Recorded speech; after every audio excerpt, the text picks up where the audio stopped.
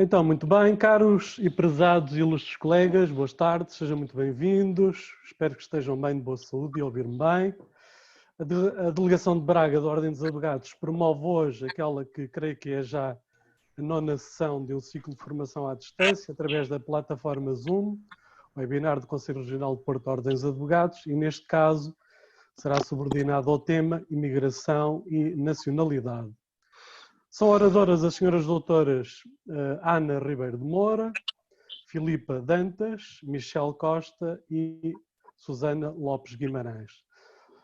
Quem agradeço desde já também a gentileza e a amabilidade em corresponder positivamente ao nosso convite e virem aqui partilhar connosco o seu conhecimento e saber. Senhoras doutoras, muito obrigado. A moderação e apresentação aqui das nossas oradoras desta sessão ficará a cargo do ilustre colega desta comarca de Braga, o Dr. Munir Valim Amado, a quem também agradeço penhoradamente a amabilidade em aceitar esta incumbência. E assim sendo, e sem mais delongas, passo desde já a palavra ao Dr. Munir Valim Amado para dar início então aos trabalhos. O doutor faz favor. Muito obrigado, Dr. Costa Meireles. Boa tarde a todos. Antes de mais, quero agradecer o amável convite que a Delegação de Braga me endereçou, mais concretamente à senhora Presidente, doutora Ana Santos. É com muito gosto que aqui estou. Envio uma saudação especial ao Dr. Costa Meireles, aqui presente em representação da Delegação de Braga, e também ao nosso painel de palestrantes desta sessão, que passo a apresentar. A doutora Ana Ribeiro de Moura, licenciada em Direito pela Universidade do Minho, mestrado em Direito dos Contratos e da Empresa, também pela Universidade do Minho. Atualmente exerce advocacia em prática isolada, em exclusividade nesta área do direito dos estrangeiros e nacionalidade. A doutora Susana Lopes Guimarães, licenciada em Direito pela Universidade Portucalense, advogada na Porto Legal Advogados, coautora do livro Direito dos Estrangeiros, Asilo e Nacionalidade. Doutora Filipa Dantas, licenciada em Direito pela Universidade de Lusíada do Porto, advogada na Porto Legal Advogados, também coautora do livro Direito dos Estrangeiros, Asilo e Nacionalidade. E, finalmente, a doutora Michel Costa, licenciada em Solicitadoria pelo IPCA, técnica superior em Funções Públicas, frequenta mestrado em Administração da Justiça na Universidade do Minho. Presta serviço no CEF, mas convém fazer aqui uma ressalva no sentido de esclarecer que a doutora Michel Costa não é aqui palestrante em representação daquele organismo, ou seja, os esclarecimentos que prestar não vinculam aquele organismo. Sendo assim, passo a palavra à doutora Ana Moura. A sua intervenção irá centrar-se no tema necessidade do estabelecimento da filiação nos processos de nacionalidade. Faça favor, doutora. Muito obrigada, Dr. Munir. Antes de mais, quero começar por agradecer o convite para participar nesta sessão à Delegação de Braga da Ordem dos Advogados, por apresentar os meus cumprimentos aos meus ilustres colegas aqui presentes, quer os que me acompanham nesta sessão, quer os que nos assistem, e também por desejar as maiores felicidades à doutora Susana, à doutora Michel e à doutora Filipa no lançamento do livro, que tenho a certeza que será muito útil para todos nós. Como o Dr. Munir disse, eu vou então subordinar a minha intervenção ao tema necessidade do estabelecimento da filiação nos processos de atribuição de nacionalidade portuguesa. Se me permitem, vou então compartilhar aqui a minha tela, porque eu preparei alguns slides que penso que serão úteis. Se me confirmarem só se conseguem ver. Muito bem, doutora. Tudo ok? Pronto, obrigada. Pronto, como eu estava então a dizer, nesta sessão vamos então abordar a necessidade do estabelecimento da filiação nos processos de atribuição de nacionalidade portuguesa, porque vários são os processos que vêm sendo interferidos precisamente devido à falta deste estabelecimento. Como tal, o nosso objetivo hoje passa por identificar corretamente quais as normas aplicáveis à determinação do estabelecimento da filiação em sede de processos de atribuição de nacionalidade. No entanto, antes de abordar este tópico em específico, parece-me pertinente começar por distinguir o que é a nacionalidade por atribuição do que é a nacionalidade por aquisição. Ora, a nacionalidade por atribuição trata-se então de uma nacionalidade originária. E o que é que isto significa? Significa que o indivíduo que obtém a nacionalidade pela via da atribuição será considerado português desde a data do seu nascimento, independentemente da data em que tenha sido lavrado o seu registro de nascimento português. É precisamente isso que se encontra consagrado no artigo 11 da Lei da Nacionalidade, a Lei nº 37/81 de 3 de outubro. Os casos de nacionalidade por atribuição encontram-se então previstos no artigo 1º da Lei da Nacionalidade, que distingue a nacionalidade originária por efeito da lei, nomeadamente as alíneas que eu aqui indico neste slide, as alíneas A, B, E e D do número 1 do artigo 1º, e distingue também a nacionalidade originária por efeito da vontade. Refiro-me nestes casos às alíneas C, D e F do mesmo artigo.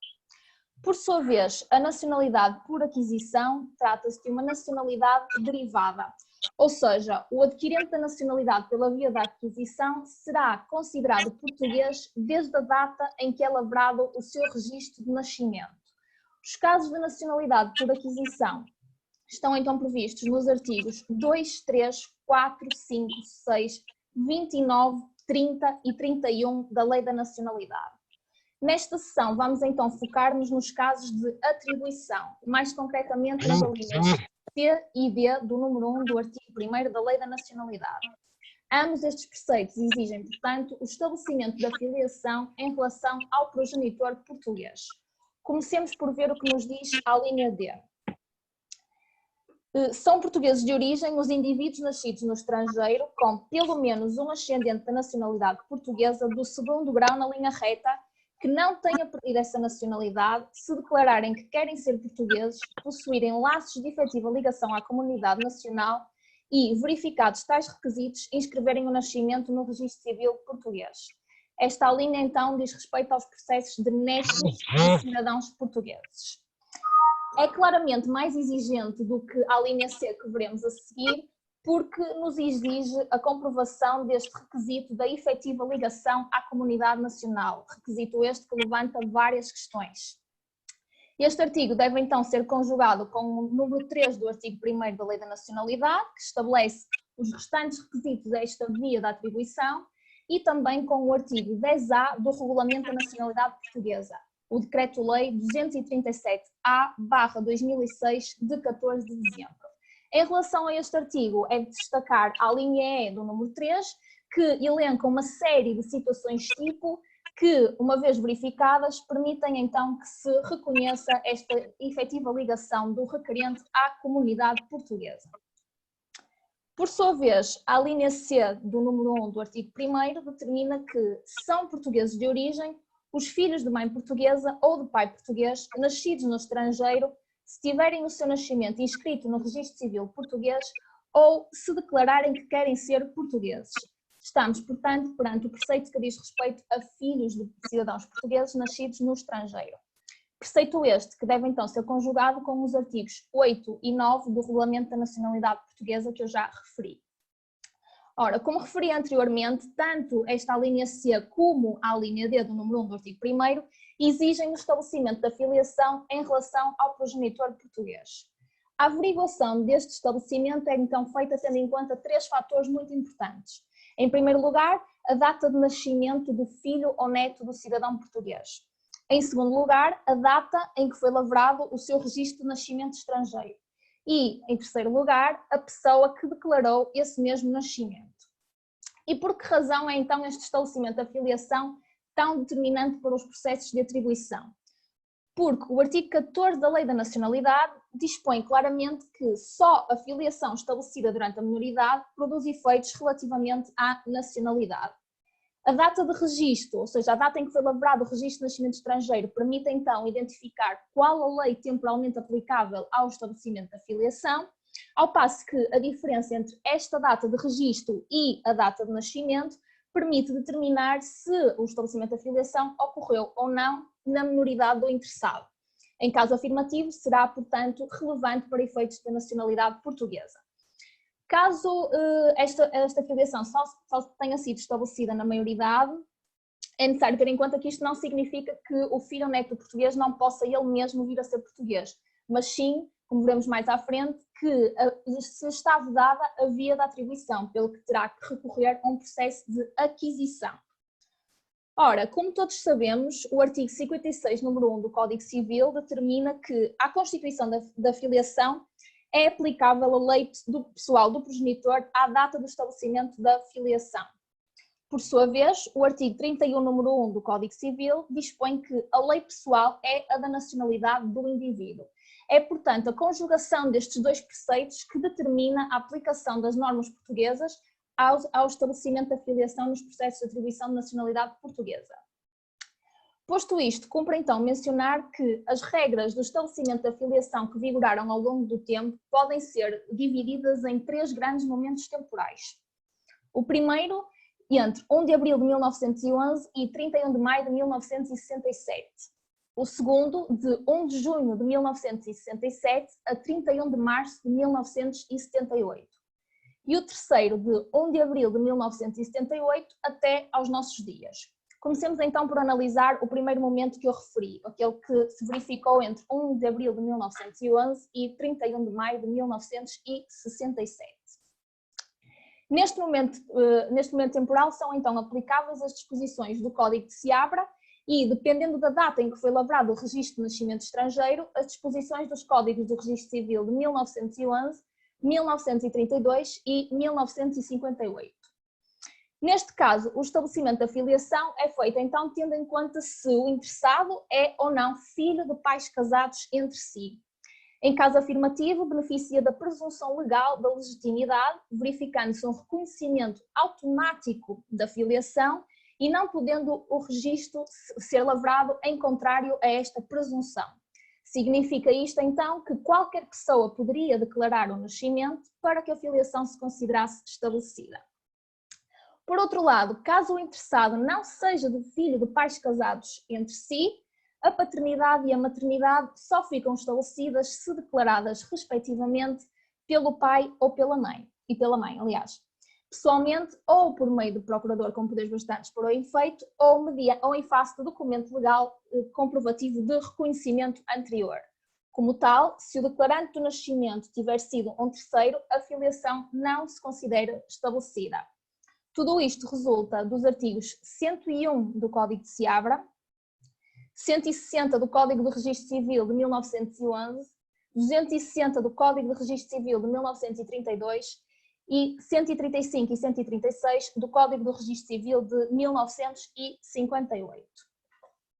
Posto isto, passemos então ao segundo momento temporal que eu referi, o que se verificou entre 1 de junho de 1967 e 31 de março de 1978. Neste segmento é então de destacar a entrada em vigor do Código Civil em 1 de junho de 1967 e, na mesma data, do Código do Registro Civil de 1967.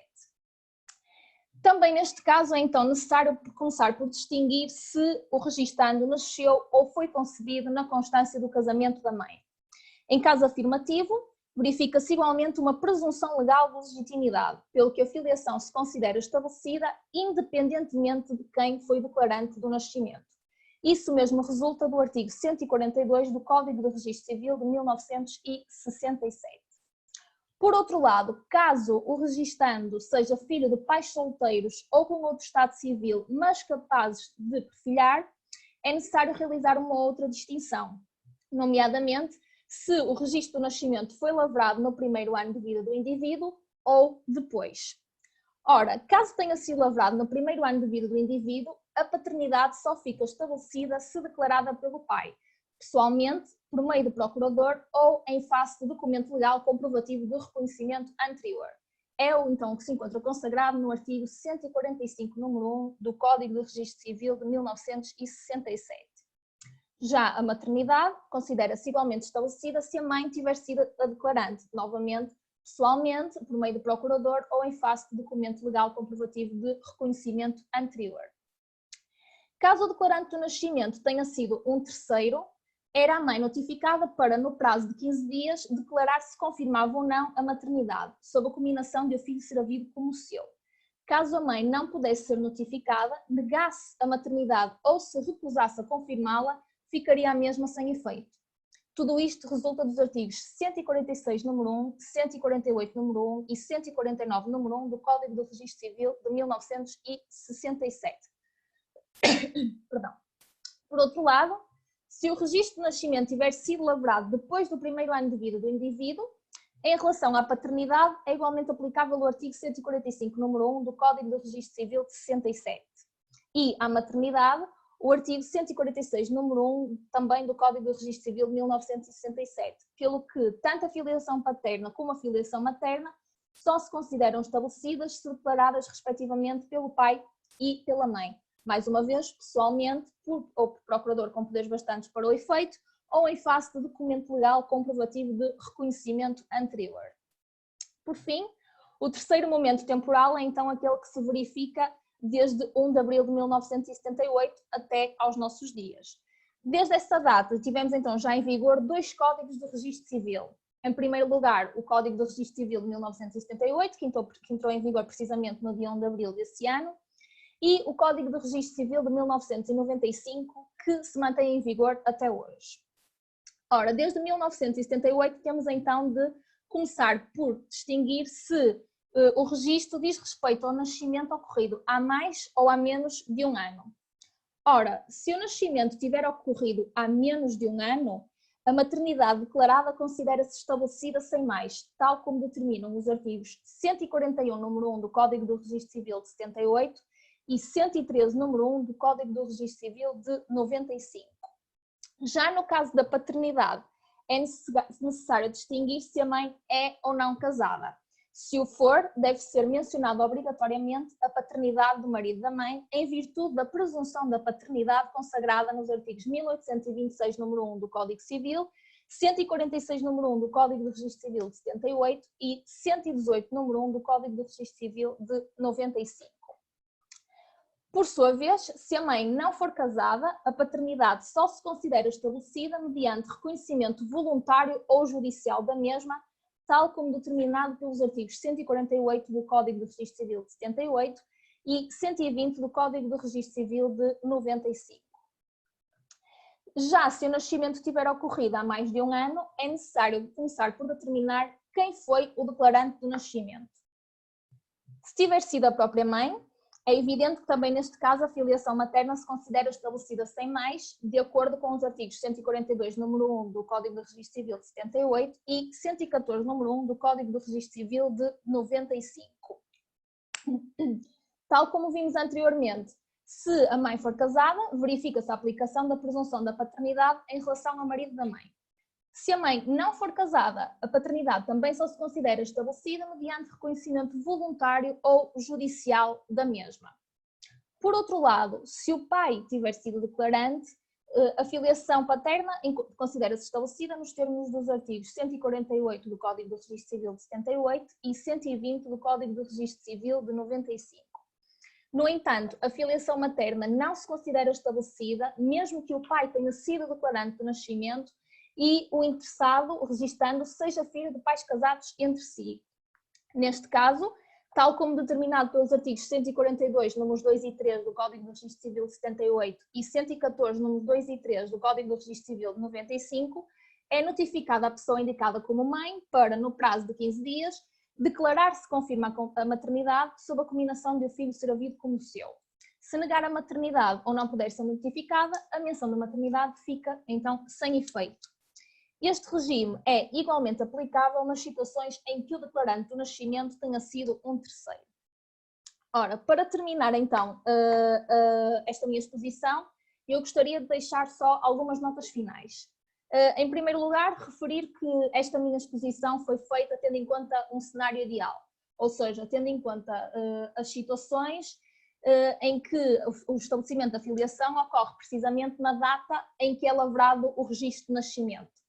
No entanto, é importante termos em conta que nem sempre isto acontece, ou seja, por vezes o registro de nascimento estrangeiro é lavrado e o estabelecimento da filiação não ocorre nessa data, mas sim numa data posterior. Refiro-me, por exemplo, aos casos em que o filho é legitimado pelo casamento posterior dos pais, aos casos em que há uma prefilhação e aos casos em que há um reconhecimento judicial da paternidade e da maternidade. Como tal, nestes casos, para determinarmos qual a lei temporalmente aplicável, temos de atender não à data então, em que é elaborado o registro, mas sim à data em que ocorre esse ato posterior. Por outro lado, como eu já referi, tanto a linha C como a linha D do número 1 do artigo 1º exigem-nos o estabelecimento da filiação em relação ao progenitor português. E isto tanto nos casos de filhos como nos casos de netos. Ou seja, mesmo nos casos de netos de cidadãos portugueses que pretendam obter a nacionalidade por via da linha D, temos de verificar o estabelecimento da filiação do português em relação ao filho, mas não do filho em relação ao neto. Isto porquê? Porque o filho não será português, não terá nacionalidade portuguesa, pelo que não lhe são aplicáveis as disposições da lei portuguesa, tal como vimos que determinam os artigos 56, número 1 do Código Civil e 31, número 1 do mesmo diploma. Para terminar, quero então abordar uma última questão. E se a filiação em relação ao progenitor português tiver sido estabelecida na maioridade? Como eu comecei por referir no início desta sessão, se a filiação só tiver sido estabelecida na maioridade do interessado, isso não quer dizer que ele não possa vir a ser português, mas sim que se lhe encontra vedada a via da atribuição, pelo que terá de recorrer à via da aquisição, mais concretamente à via que lhe é concedida pelo artigo 6, número 6 da Lei da Nacionalidade, que dispõe que o Governo pode conceder a naturalização com dispensa dos requisitos previstos nas alíneas B e C do número 1 aos indivíduos que forem havidos como descendentes de portugueses. Este artigo tem então que ser conjugado com o artigo 24 do Regulamento da Nacionalidade Portuguesa. Em relação a este artigo, eu queria só chamar a atenção que ele não pode ser entendido como uma válvula de escape para as situações em que a filiação só tenha sido estabelecida na maioridade. Ou seja, devemos olhar para ele como uma situação absolutamente excepcional e que só em certos e determinados casos e devidamente fundamentados é que poderá ter aplicação para que um descendente de um português possa então ser também ele português. Posto isto, dou então por terminada a minha intervenção, agradecendo a todos a vossa atenção e encontrar-me à disposição para esclarecer qualquer dúvida. Muito obrigada. Muito obrigado, doutora Ana Moura, pela clara exposição e concisa. Obrigada. Vou agora alargar a conversação ao restante painel. Vou passar a palavra à doutora Susana Lopes Guimarães. A sua exposição terá por objeto a apresentação do livro Direito de Estrangeiros, Asilo e Nacionalidade. Já agora gostava de dar os parabéns às 3 coautoras por este livro. Creio que é uma ferramenta muito útil para quem presta serviços nesta área. E já agora está aqui um participante a dizer que não encontra o link para comprar online este livro. Não sei se existe algum site específico.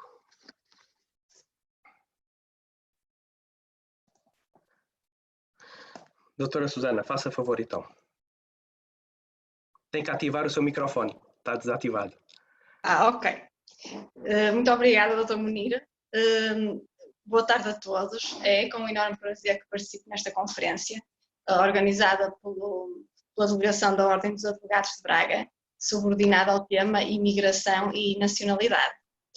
Agradeço o convite à doutora Ana Santos, Presidente da Delegação da Ordem dos Advogados de Braga. A imigração e a nacionalidade constituem uma das áreas com que mais tenho trabalhado nos últimos anos, em parceria com a doutora Filipa Dentas. Pelo gosto especial que tenho nestas matérias, mas também devido ao facto de Portugal ter passado de um país de imigração para um país de imigração.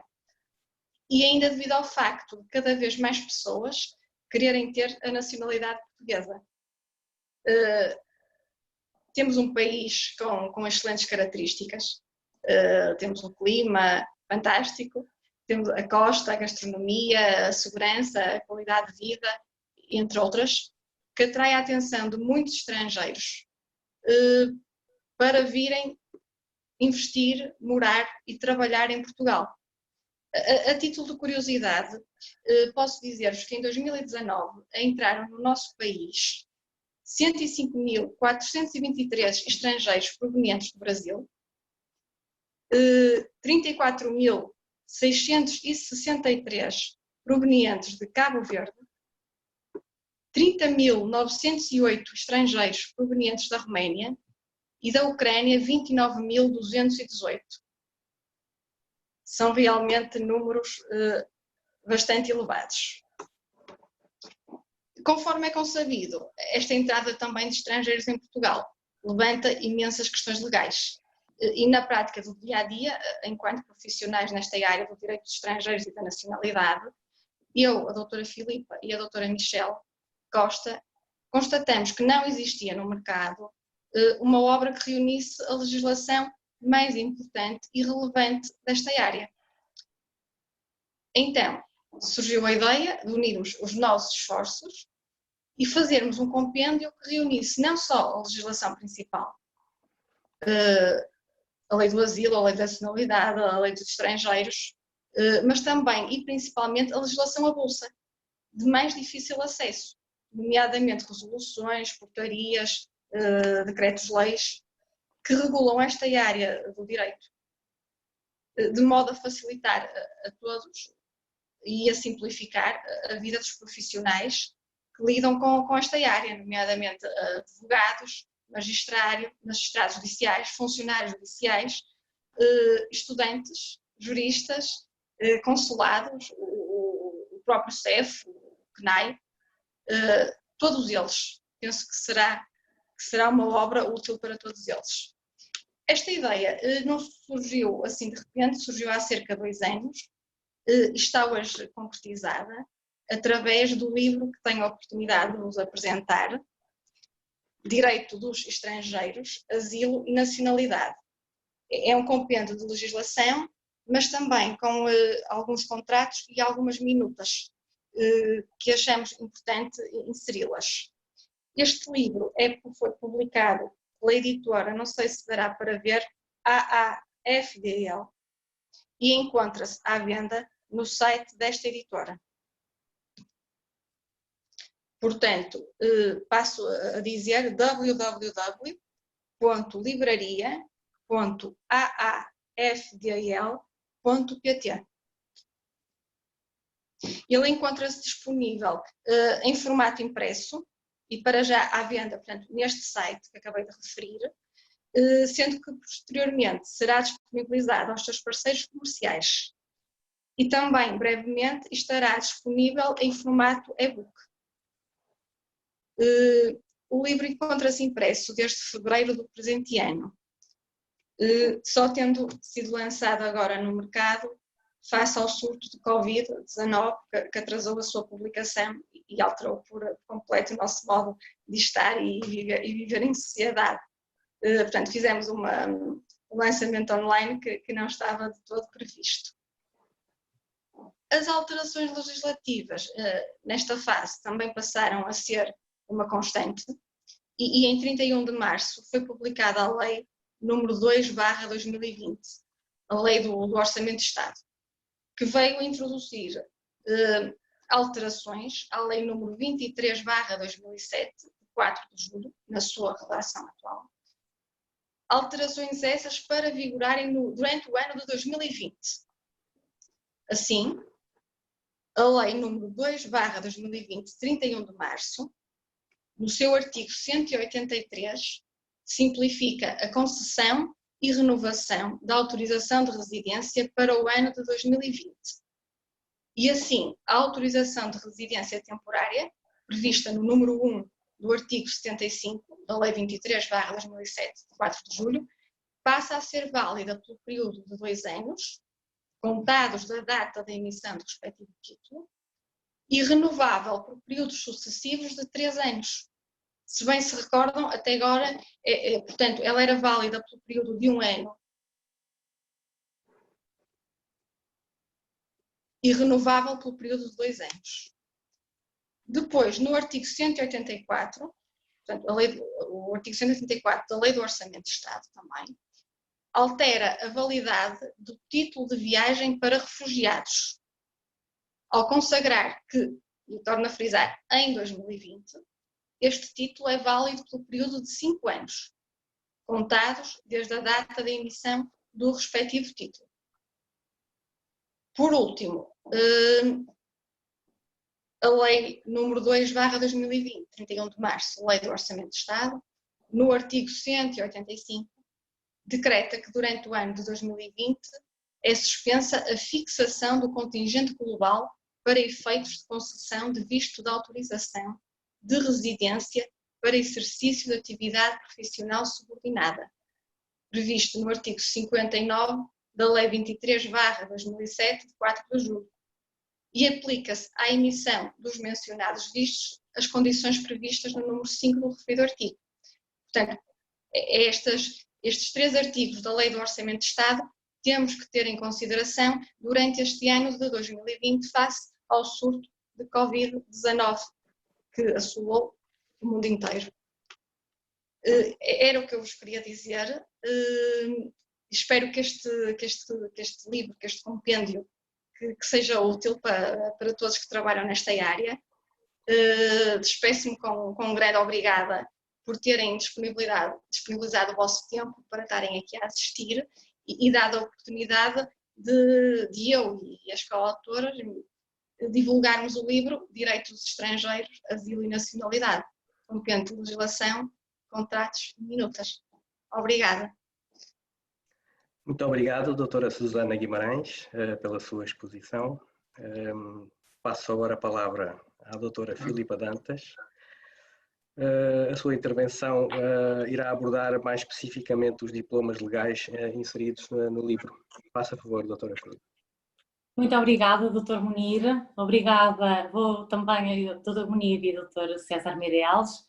Agradeço também à doutora Ana Santos o convite que me endereçou, a mim e às minhas colegas. Muito obrigada, é uma grande honra. E tal como a doutora Ana referiu, e muito bem, eu trabalhei e exerci muitos anos na comarca de Braga e, portanto, sinto-me em casa e é um grande prazer, porque tenho muitos amigos e muitos colegas e, inclusivamente, os meus irmãos também exercem na comarca de Braga. Portanto, muito obrigada, doutora Ana. Então, e agradeço, evidentemente, a todos aqueles que também estão a participar nesta conferência. Então, vou falar-vos um pouco da legislação fundamental e essencial que decidimos inserir nesta obra, no livro Direitos Estrangeiros, Asilo e Nacionalidade, e porquê? Porque é que optamos por estes diplomas e não por outros. Então, eu iniciei a advocacia há cerca de 20 anos e desde o início da profissão que sempre me interessei imenso por estas áreas, tenho uma grande paixão por estas matérias. E sempre senti também uma enorme dificuldade em encontrar livros, compêndios que pudessem realmente ter reunido os diplomas fundamentais. E também, tal como a doutora Susana referiu, e muito bem, decidimos por essa mesma razão criar esta obra. Quando nós falamos em estrangeiros, quando falamos em imigração, acho que temos que pensar em primeira abordagem em países terceiros. E os cidadãos desses países terceiros que pretendam efetivamente vir para o nosso país, vir para Portugal, seja por que razão for, podem ser muitas as finalidades. Um cidadão estrangeiro de um país terceiro pode efetivamente pretender vir para cá, trabalhar, investir, simplesmente viver da sua reforma, investigação, trabalhar por conta de outrem, muitas finalidades que poderão estar nessa base. E então, a lei de entrada, permanência, saída e afastamento de cidadãos estrangeiros do território português define as condições e os procedimentos para que esses cidadãos estrangeiros possam entrar, residir, permanecer e até afastar-se do território nacional. É o ponto de partida para que possamos dar entrada, dar início a um processo de um cidadão estrangeiro, analisar o visto adequado, o estatuto, a autorização de residência, quais os mecanismos que melhor se adequam à finalidade e da entrada ou permanência em território nacional. E estamos a falar, como a doutora Susana também já referiu, da Lei 23/2007, de 4 de julho, na sua redação atual. Esse foi o primeiro diploma que decidimos inserir no nosso compêndio, precisamente pela razão que já referi. Podemos dizer que se trata da lei fundamental, para que possamos tratar de questões relacionadas com cidadãos estrangeiros que pretendam vir para o território nacional. Seguidamente, inserimos no livro, e como não poderia deixar de ser, o regulamento da Lei 23 de 2007. A Lei 23 de 2007 portanto, define as condições e os procedimentos para que esses cidadãos possam vir. O regulamento, que é o decreto regulamentar 83 de 2007, 5 de novembro, diz-nos como pôr em prática essas mesmas condições. Um caso, por exemplo, vamos imaginar que um cidadão estrangeiro, brasileiro, por exemplo, se encontra no Brasil, pretende vir viver para Portugal, trabalhar, precisa dar entrada no posto consular em São Paulo, Portugal em São Paulo. A lei diz-nos precisamente, a Lei 23 de 2007, como é que o cidadão deve proceder. O decreto regulamentar diz-nos precisamente como pôr em prática essas mesmas condições.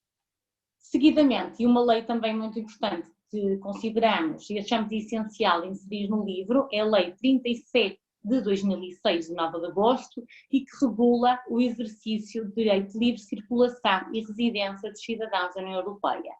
Também consideramos que era essencial e fundamental inserir essa lei.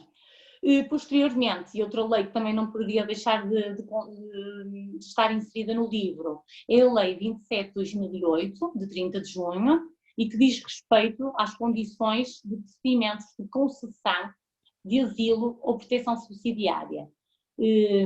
Uma matéria muito premente, fundamental, e daí também a importância de a termos inserido no livro. Seguidamente, inserimos os Estatutos da Igualdade, a resolução da Assembleia da República que aprova o Tratado de Amizade, Cooperação e Consulta entre a República Federativa do Brasil e a República Portuguesa. Inserimos também a resolução da Assembleia, esta resolução, aliás, é a resolução 83/2000 de 14 de dezembro. Também consta da obra, deste compêndio. Entretanto, decidimos também inserir o regulamento da aplicação do Tratado de Amizade e Cooperação, que é o Decreto-Lei 154/2003, de 15 de julho. Entretanto, decidimos também inserir as portarias relacionadas com estas temáticas, são imensas, são muito diversas, e inserimos, efetivamente, consideramos que inserimos as mais importantes. Dividimos essa temática das portarias por itens.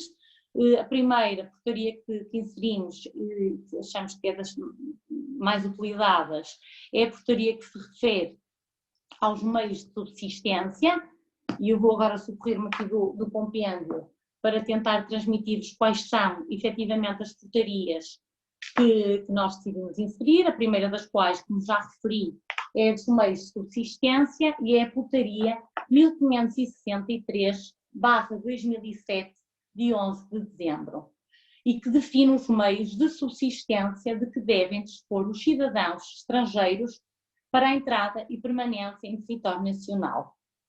Ainda, relativamente à questão dos meios de subsistência, inserimos também a portaria 760/2009, 16 de julho, e que contempla e determina a adoção de medidas excepcionais quanto ao regime que fixa os meios de subsistência de que devem dispor os cidadãos estrangeiros. Seguidamente, inserimos uma outra portaria que é relativa às taxas e encargos.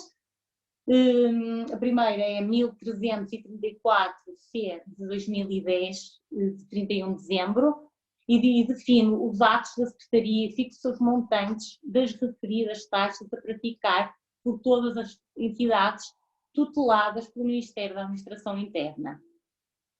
Inserimos muitas mais portarias, por exemplo, no item de outras portarias, a portaria 287/2007, 16 de março, diz respeito, por exemplo, ao sistema de informação de boletins de alojamento, Outra portaria, que é 1079/2007, de 10 de dezembro, diz respeito, por exemplo, estabelece a idade mínima e máxima da concessão do visto de residência para frequência de ensino secundário. Enfim, inserimos inúmeras portarias que consideramos muito importantes para quem trabalha nestas temáticas, nestas matérias e que são de grande utilidade. E são todas aqui compiladas. Certamente não serão absolutamente todas, mas aquelas fundamentais estão certamente. Posteriormente às portarias, decidimos também inserir alguma legislação complementar, precisamente para que este livro tivesse uma grande base de legislação e que fosse de grande utilidade também. Inserimos ainda, a doutora Ana já falou na Lei da Nacionalidade, evidentemente inserimos também neste livro a Lei da Nacionalidade, que é a Lei número 3/81 de 3 de outubro, com as alterações da Lei número 2/2018, 5 de julho.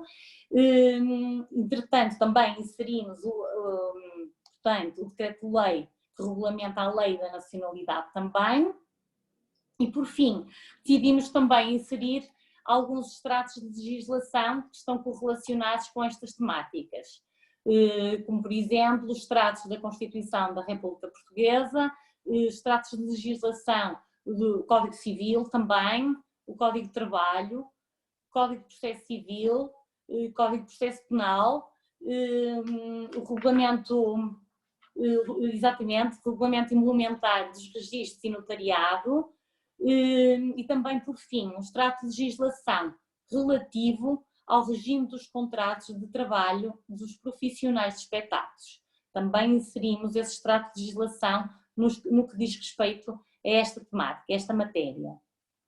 E foi assim que decidimos organizar este compêndio, com esta base de legislação que consideramos ser bastante extensa, bastante ampla, e que consideramos ser de fácil consulta e que consideramos também que vai ser de grande utilidade prática.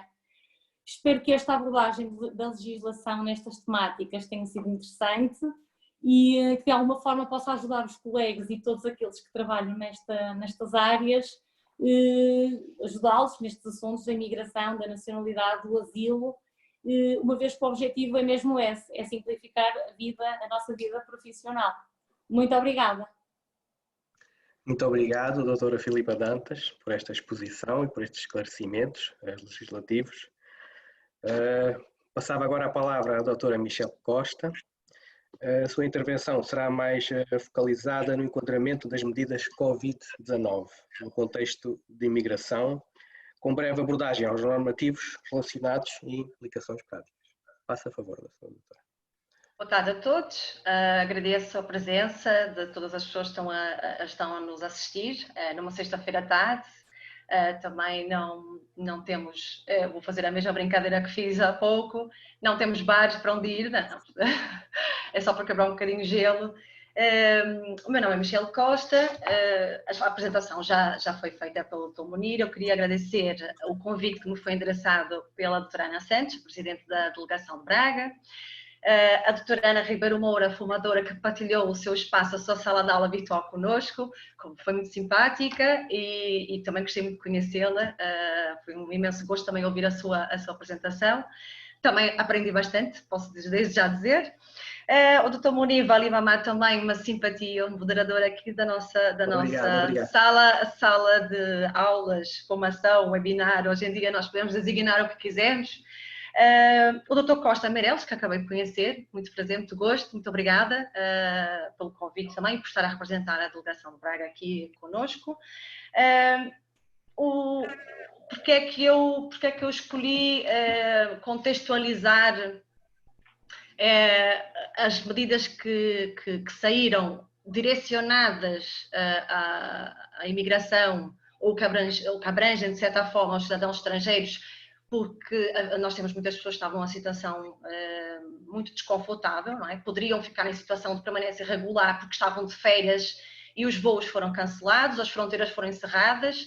Há imensos casos de pessoas neste momento que ainda estão nessa situação, portanto o Estado português agiu e bem, no sentido de proteger não só estas pessoas para terem acesso ao Sistema Nacional de Saúde, coisa que não teriam por serem turistas ou estarem em situação irregular ou por estarem à espera da tramitação do seu processo de legalização, uma medida aplaudida internacionalmente, diga-se de passagem, e temos que reconhecer o mérito do governo que encabeçou e foi original. Outros países seguiram o exemplo por réplica ou por que já estavam nos seus programas, mas o que é certo é que isto é bastante inovador. Nós tratamos as pessoas de forma igual, mesmo que estejam outras ideias contrárias à parte, não é? Que não vem aqui ao caso, estamos todos no mesmo barco, e é num barco que todos podemos ficar doentes, não é? Portanto, é importante que essas medidas abranjam e protejam as pessoas que estão numa situação que precisam. Por vezes se esquece dos cidadãos estrangeiros, dos imigrantes, são a nossa força de trabalho, muito necessários ao país. É inegável, não é? Temos determinados setores que têm uma carência muito grande de mão de obra e é na contratação de cidadãos estrangeiros que vão procurar suprimir essas necessidades. Esbarram-se com problemas burocráticos de origem diversa, não compete a mim, nem tenho tempo para explicar ou para abordar o que está na base. Não vou abordar o livro porque a doutora Susana Lopes, a minha colega e amiga, e a doutora Filipa Dantas, também colega e amiga e a coautora do livro, que já fiz os meus agradecimentos, mas faço uma vez mais publicamente. Muito obrigada por todo o contributo que deram, toda a ajuda e pronto, e essa materialização é fruto do nosso trabalho, não é? No entanto, terei que abordar a Lei do Orçamento de Estado por várias razões e vou partilhar um PowerPoint para facilitar um bocadinho, não vou vos maçar muito, prometo, porque fui acusada de falar demasiado, não é, Dr. Munir? Não sei se conseguem ver. Conseguem ver? Eu peço desculpa que isto voltou atrás. Pronto. O enquadramento das medidas, falta-me aqui um D, peço desculpa, isto foi feito a correr, no contexto da migração. Nós, para contextualizar, não é? Nós temos primeiro a declaração de situação de alerta. Eu recordo-me que em fevereiro já imaginava o que é que vinha por aí, a ver o que é que se passava na Itália, depois já vi por Espanha fora, já se imaginava o que é que ia acontecer em Portugal, não é? Portanto, com a situação de alerta, que se deu com o despacho 3298-B/2020, 13 de março, foi declarada a situação de alerta em todo o Estado, em todo o território nacional. E no mesmo dia, pronto, o Decreto-Lei 10A, que é o famoso Decreto-Lei que já teve inúmeras alterações, de 13 de março, estabelece medidas excepcionais e temporárias relativas à pandemia da doença Covid-19. Entretanto, houve uma retificação, uma declaração de retificação, que tem a ver com o início da produção de efeitos, e uma nova alteração que já abrange mais cidadãos estrangeiros, ou pelo menos num futuro a médio prazo. Eu penso que o PowerPoint depois vai ser disponibilizado pela delegação, portanto tem aqui os links, facilmente consultam. Eu acho que é interessante partilhar conceitos e informação, sempre tive a política de partilha de informação, eu acho que nós não vivemos bem escondendo. Sim. Desculpa a interrupção, mas acho que a sua tela não está a ser compartilhada. Não? Não. Peço desculpa. Então, foi falha minha. Pois é, tem razão, Dr. Munir. Meia culpa. Agora, já conseguem ver? Já está, agora já está. Já? Pronto. Então, temos a declaração de situação. O que eu referi é que o PowerPoint será disponibilizado pela ordem, não sei onde, honestamente, onde é que poderá ser disponibilizado, mas tenho todo o gosto, porque eu acho que a informação deve ser partilhada e quanto mais ajudar as pessoas a perceberem o que é que está aqui em causa, e não só os colegas no dia-a-dia de trabalho, mas qualquer cidadão estrangeiro, porque penso que tem aqui algumas pessoas que nos estão a assistir, com a declaração de situação de alerta que referia, mas não tinha exibido o ecrã. no dia 13 de março. No mesmo dia tivemos o Decreto-Lei 10A de 2020. Não vou falar da alteração agora, porque é para nós percebermos que... Pronto, nós temos o artigo 16 deste diploma, refere que documentos expirados, e não só, o título fala em documentos, mas aqui nós temos documentos e situações, vamos dizer assim, porque o ter um visto de permanência, mais do que ter um documento, é garantir que há uma situação em território nacional que lhe permite estar de forma regular, não é? Mais do que um documento, é um conjunto de direitos, de proteção. Portanto, o cartão de cidadão, as certidões, os certificados emitidos pelos serviços de registro e de identificação civil, carta de condução, documentos, que ali já faço uma parte abaixo que é muito abrangente, muito genérico, não é? E depois vistos, relativos à permanência em território nacional, bem como as licenças e autorizações cuja validade expire a partir da data de entrada em vigor do presente decreto-lei ou nos 15 dias imediatamente anteriores, são aceitos nos mesmos termos até 30 de junho de 2020. E agora aqui começa o problema. Porque com a entrada em vigor do diploma e depois a retificação e agora uma nova alteração, por fim, temos que desdobrar aqui em termos de datas. É claro que no início da produção de efeitos poderia fazer confusão e nós já passamos essa parte, mas de qualquer forma poderá surgir alguns conflitos de interpretação em algumas situações em concreto que os cidadãos estrangeiros possam se deparar ou porque se deslocam ao posto de atendimento e depois poderão estar ou não numa situação de permanência regular ou não. Então, nós temos aqui uma chamada de atenção em que documentos inclui registro criminal e certidões e já houve declarações de clarificação, portanto os próprios organismos já que vieram clarificar o que é que significava documentos, certidões de registro civil, predial, comercial. O registro criminal inicialmente poderia-se presumir que se restringiria ao registro criminal português, apesar da lei não ser clara, eu entendo, e mais algumas pessoas, e já tem vindo a sair a público, que também abrange os registros criminais estrangeiros, porque por meio de razão as embaixadas estão fechadas, não é possível emitir documentos, certificar, e esta medida visava proteger os cidadãos estrangeiros na altura e doravante, não é? Pronto. Houve... eu vou ter atrás, peço desculpa que eu passei. Estou com dificuldades de PowerPoint. Pronto. O objetivo era evitar que os cidadãos estrangeiros se deslocassem aos organismos e aos serviços públicos, evitar contágio e já se previa nesta fase uma suspensão do atendimento. Pode-se dizer hoje que isto já era um preparar para que as pessoas depois não ficassem com os seus documentos desatualizados e não pudessem aceder a determinados benefícios e direitos e situações irregulares, porque não poderiam fazer um agendamento e regularizar a sua situação ou renovar os seus documentos. Quanto aos vistos, a lei, quando se refere a vistos, é um bocadinho genérica, mas aqui enquadra-se também autorizações de residência e cartões de residência, que na prática não são vistos, porque a própria Lei 23 de 2007 especifica o que é um visto, o que é uma autorização de residência, mas aqui, não sei se pela pressa, generalizaram em vistos e já veio a ser clarificado também pelo Serviço de Fronteiras que abrange autorizações de residência, cartões de residência, todos os tipos de visto, vistos de estado temporário, vistos de residência, que são os emitidos pelos consulados e permitem aos cidadãos estrangeiros entrar em Portugal e solicitar uma autorização de residência ou uma prorrogação de visto de estado temporário, vistos de curta duração, que são vistos para negócios, para férias. Nós temos algumas pessoas que estão em Portugal nestas situações, que no meio das suas férias têm uma declaração de emergência e não puderam regressar e tiveram voos cancelados. Aliás, é público, nós vimos em vários telejornais essas notícias, pessoas à porta dos aeroportos.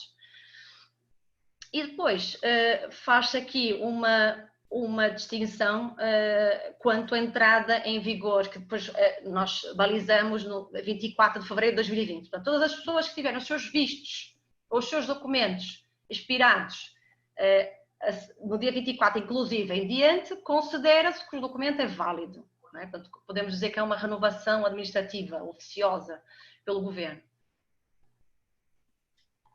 Pois, entretanto, dá-se a declaração do estado de emergência no dia 18 de março, não é? 5 dias depois, através do decreto do Presidente da República 14A de 2020, 18 de março. Não vou me estender muito, porque todas as pessoas que estão aqui sabem o que é que se passa no país e no mundo, não é? Isto é nós, quando elaboramos o PowerPoint, queremos contextualizar, e urgia ao Governo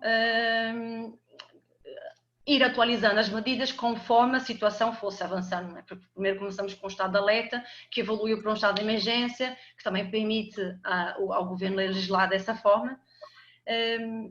E aqui temos o decreto 2A/2020, que entretanto já foi revogado, porque foi prorrogado o estado de emergência por mais 15 dias, não é? Eu não vou me estender por aí, vou passar para o despacho, que é aquilo que interessa aqui, porque na prática é o que tem a ver com as medidas de Covid, ou como podemos chamar. É o despacho 3863B de 2020, 27 de março, são as medidas excepcionais e temporárias. Esse despacho considera regular a permanência em território nacional de cidadãos estrangeiros com processos pendentes no CEF. Isto é que foi a grande novidade, não é? A data de 18 de março, a quando da declaração do estado de emergência nacional, ou seja, quando havia a declaração de alerta, os cidadãos estrangeiros não se consideravam regulares, estava o desespero, o atendimento fecha, não fecha, suspende, as pessoas com receio de serem contagiadas, e entretanto esta medida caiu muito bem e para todos, e acho que tem o seu mérito. Portanto, determinou a gestão dos atendimentos e agendamentos, feita de forma a garantir inequivocamente situações excepcionais, portanto, só situações determinadas e muito específicas, de forma a salvaguardar os direitos dos cidadãos estrangeiros, é que careciam e era possível fazer o agendamento. Todas as outras consideravam situações regulares. Mas há aqui uma exceção que já vamos falar nela. Pronto, considerando que o artigo 16 do decreto 10/2020, que falei há bocadinho, previa que os documentos estavam válidos, portanto, a acrescentar aos que já estavam em situação regular, para além dos outros documentos e os titulares de visto e as situações de visto de permanência em território nacional, havia os cidadãos estrangeiros que não tinham nada, que estavam à espera das suas, né, designadas legalizações, quer através do artigo 88 ou artigo 89, o trabalho assalariado, o trabalho independente, que manifestam o interesse de se legalizar através de uma plataforma do CEF, submetem os documentos e, entretanto, esperam e desesperam. E desesperam, e já explico porquê, porque nós temos um poder de atração muito grande, o país recebeu muita gente em muito pouco tempo e não foi possível processar todos os pedidos face ao sucesso da simplificação dos procedimentos de legalização, que são o artigo 88 e o artigo 89. Portanto, os pedidos estavam nessa plataforma, à espera de serem analisados e tramitados, e os cidadãos não estrangeiros, nessas situações, apesar de efetuarem descontos para a Segurança Social, no caso dos trabalhadores independentes, no caso dos independentes, alguns, ou sua maioria, isentos de pagamento de contribuições, porque a lei assim o permite, numa situação de doença, não teriam direito ao tratamento em condições iguais a um cidadão português. Teriam atendimento, sim, porque em Portugal não é vedado, não é, o nosso Sistema Nacional de Saúde não deixa de atender ninguém, no entanto não tem os mesmos, não pagam as mesmas quantias, não é? Não têm isenção de taxas, ou não pagam a redução dos valores, já que é para medicamentos. Se ficassem internados no hospital 3 semanas com Covid, provavelmente não teriam dinheiro para pagar a fatura, e o Estado, assim, no fundo, sabendo que de qualquer forma seria responsável pelo tratamento desses cidadãos estrangeiros, deixou-os mais confortáveis e menos preocupados, talvez, com a situação, uma preocupação a mais do que aquilo que eles deveriam ter com a sua saúde. Eu penso que foi esta situação. Pronto, este despacho, para mim, é o despacho mais importante, e acho que é o que devemos perder aqui mais tempo a falar nele, porque é o que neste momento está ainda válido. As pessoas que estão com as suas manifestações de interesse, desde que socorram-se do portal e imprimam o comprovativo, podem apresentar junto do centro de saúde e pedir o número do utente, coisa que só poderiam fazer se tivessem já autorização de residência, numa fase posterior. E podem recorrer às prestações de serviço de saúde, no Serviço Nacional de Saúde, podem também elaborar contratos de trabalho, celebrar contratos de trabalho, celebrar contratos de arrendamento, e não ficam numa situação E mesmo assim, já aconteceram alguns abusos com a comunidade migrante, mas isso compete aos tribunais e competirá à lei julgar. Portanto, a medida extraordinária enquadra-se no pacote de resposta à pandemia de Covid-19 e determina que os imigrantes naquela situação fiquem em situação regular, atenção ao regular, não ficam legais, porque a Lei 23 de 2007 especifica o que é que se considera um cidadão com autorização de residência, residente ou situação legal. Portanto, são todos os artigos da lei que permitem um cidadão estrangeiro permanecer e residir em território nacional. Portanto, isto é temporário, não é? O próprio nome, a própria introdução já diz, a medida extraordinária de resposta determina que os imigrantes naquela situação fiquem em situação regular e tenham acesso aos mesmos direitos que os outros cidadãos, incluindo apoios sociais. Mesmos direitos, ponto. Não é? Tem alguns que digam respeito às medidas Covid, ou seja, não têm direito a todos os subsídios da Segurança Social, só os que estão previstos para efeitos de medidas excepcionais Covid. Atenção. Portanto, não terá direito a um rendimento mínimo, a não ser aquele que seja estipulado isto foi uma informação que eu confirmei com a Segurança Social. Portanto, não é? Quando nós vemos assim isto muito genérico, incluindo apoios sociais, imaginamos, opa, vamos ter direito a tudo, mas não. Só as medidas destinadas às excepcionais e extraordinárias relacionadas com o Covid-19. Portanto, não são todos os apoios sociais que podem beneficiar. Não se trata de uma regularização por decreto, o objetivo é garantir que estes cidadãos que aguardam uma resposta do Estado são garantidos os mesmos direitos que são garantidos aos cidadãos nacionais. É algo que procura equiparar o reconhecimento de direitos, não pode haver menos para os cidadãos estrangeiros perante uma impossibilidade do Estado português, não é? Como referi. Segundo o ministro... Doutora Michel, desculpe interromper, há aqui uma participante que diz que em Prado e em Vila Verde que não estão a conceder a inscrição como utente do SNS. Isso terá que, como sempre, não é? Infelizmente já tenho muitos anos e muitas vezes fazia até quando tinha cidadãos estrangeiros, às vezes até os ajudava a fazer reclamações. Porque... No Penafiel também não, parece que afinal são vários sítios. Pronto, mas é exibir o despacho, é chegar ao serviço. O problema e acontece muitas vezes, nós temos um despacho, temos uma lei. Eu peço desculpa, devem estar a ouvir o meu cão, a minha cadela, ela deve estar a ouvir alguém lá fora, eu peço desculpa. O que acontece? Esta legislação saiu em catadupa, não é? Todos os dias os funcionários estão a receber 2, 3, 4 mensagens, 100, 200 e-mails de utentes em desespero, com carência de informação, e é normal e é possível que possa haver erros de interpretação. Perfeitamente compreensível, porque há muita legislação que está a ser produzida diariamente. Então, no início da declaração do estado de emergência e até no estado de alerta, era surreal, não é?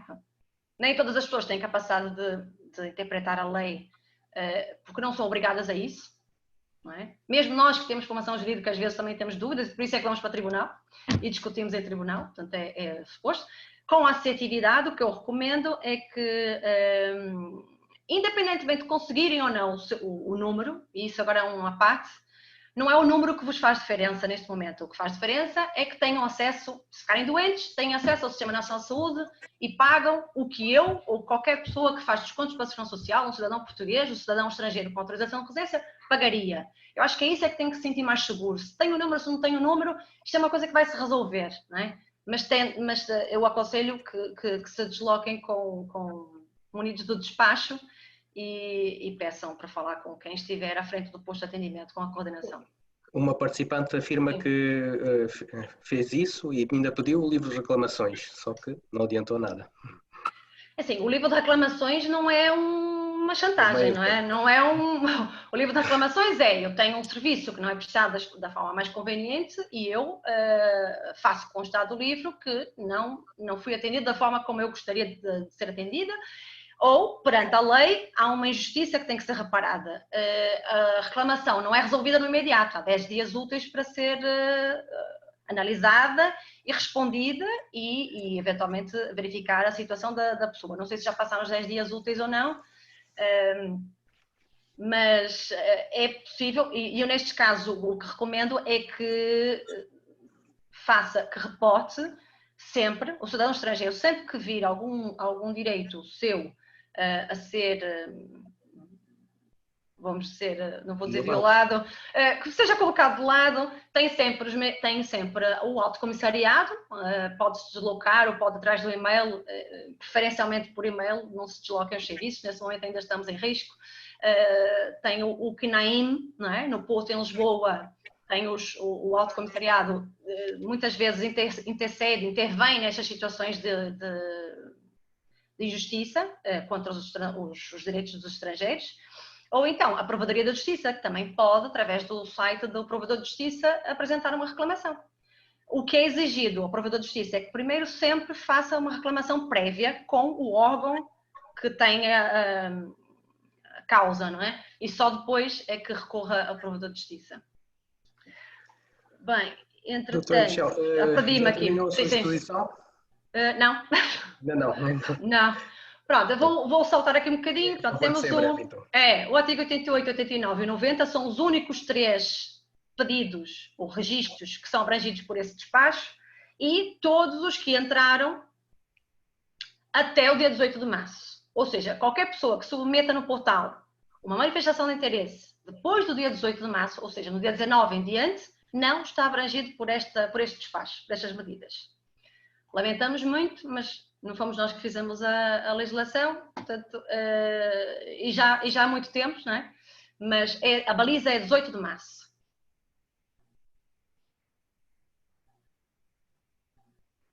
Pronto, a última novidade, a última alteração que o decreto teve foi que veio abranger também as pessoas que tenham um recibo de agendamento. Portanto, no dia 30 de junho, não é? Nós vamos ter aqui uma situação em que há estas pessoas que estão à espera de uma legalização e há as pessoas que já deram entrada ao pedido de autorização de residência, por variadas razões e enquadramento legal.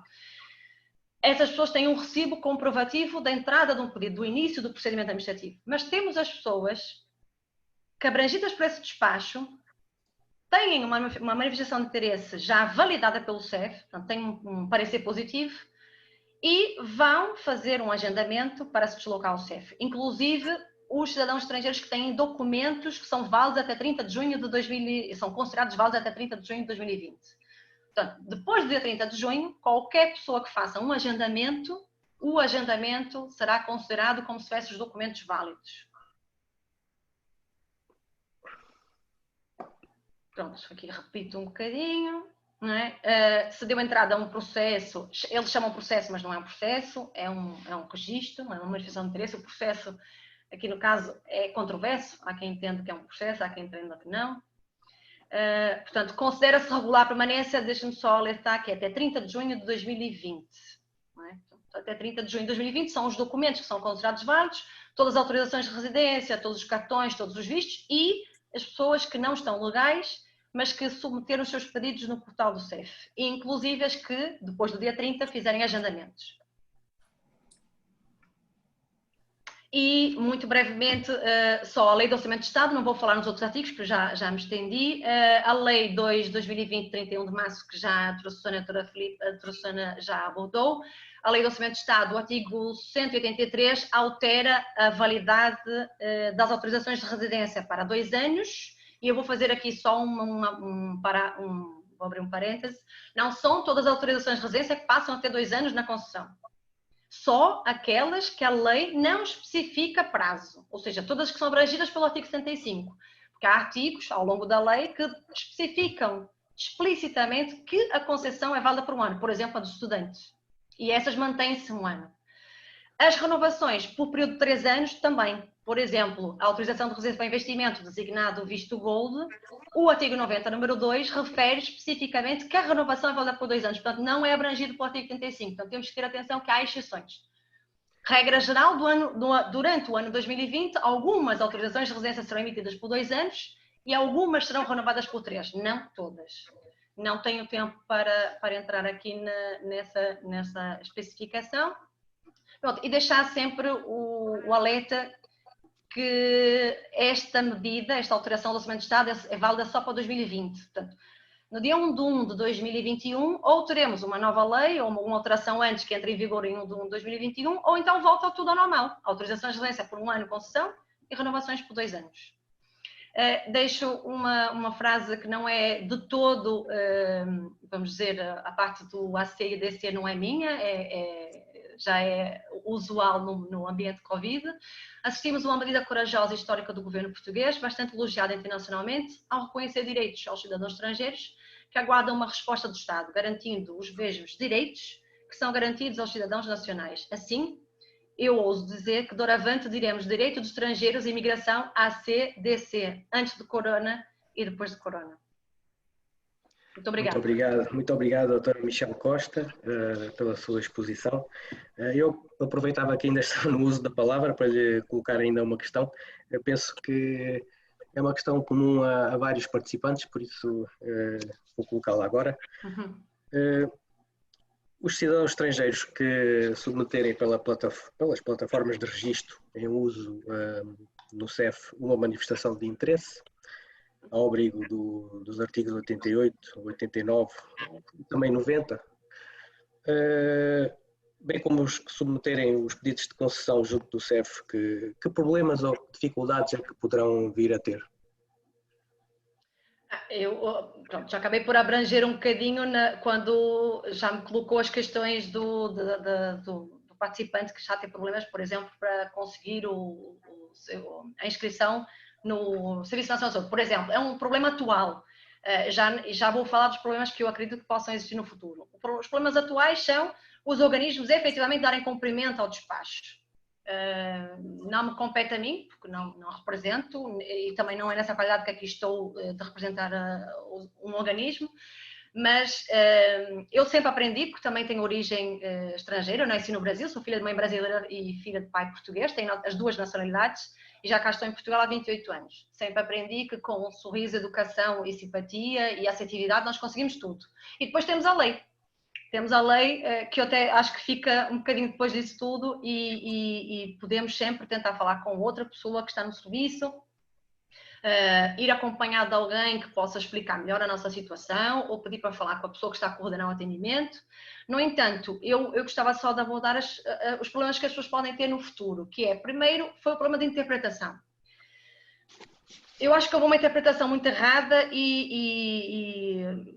peço desculpa, porque também tenho uma formação de comunicação, mas não levem a mal o que eu vou dizer se tiver alguém na área da comunicação. Hoje em dia as notícias são muito sensacionalistas, não é? É para ler o título e não ler o resto, e quem não sabe da lei acha que todos os cidadãos estrangeiros estão legais.